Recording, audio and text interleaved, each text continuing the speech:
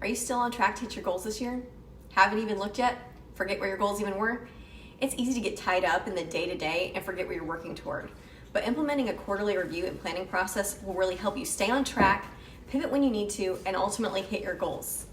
Even further, breaking your annual goals down into 90-day goals will help you keep up the momentum. Large annual goals can seem really daunting, so breaking them down into smaller quarterly goals will help make them easier and more achievable for you. Now, I love a simple 3-step process, and quarterly planning and review is no different. So step number 1, we're gonna check in on your goals and dreams. So go back to your annual goals and make sure they still resonate with you. If nothing has changed and the goals you've already set are still top of mind and really meaningful to you, then you simply move on to step 2. However, if your original goals have changed or you just chose an arbitrary revenue number, take time to rethink it. Because remember, our goals have to be really meaningful for us in order for us to actually put in the effort and time that it takes to achieve them. So before you put numbers to anything, think about what it is that you really want to do this year. So you can think about things like, how much do you want to pay yourself?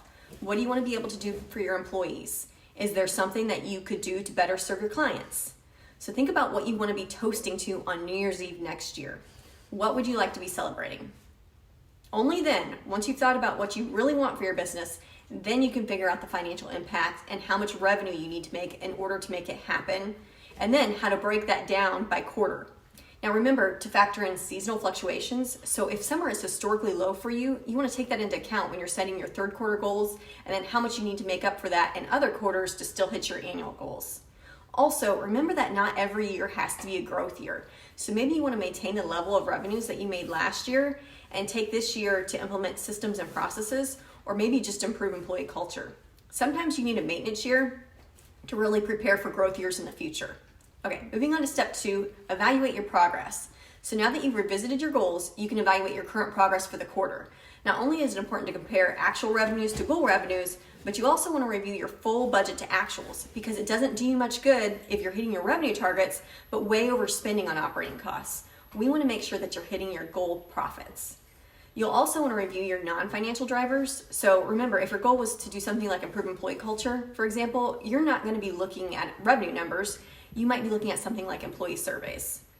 Step number 3, stay on track. This is the most important one. The third and final step is the part of the process that you'll carry through to the next quarter and the rest of the year.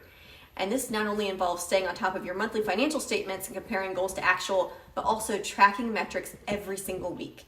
Because tracking your metrics on a weekly basis will help keep your goals top of mind and allow you to really pivot and act quickly if things aren't going as planned. So you don't have to wait till the end of the quarter. We want to hurry up and fix it on a weekly basis. This also helps keep everyone accountable on the same page.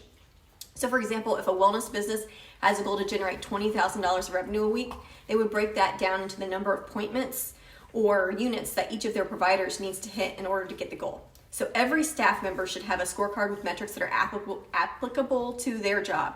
And this will help keep everyone working toward the same goal and ultimately lead to achieving that goal. So if you'd like help with quarterly planning, we've got you covered. You can book a discovery call through the link below.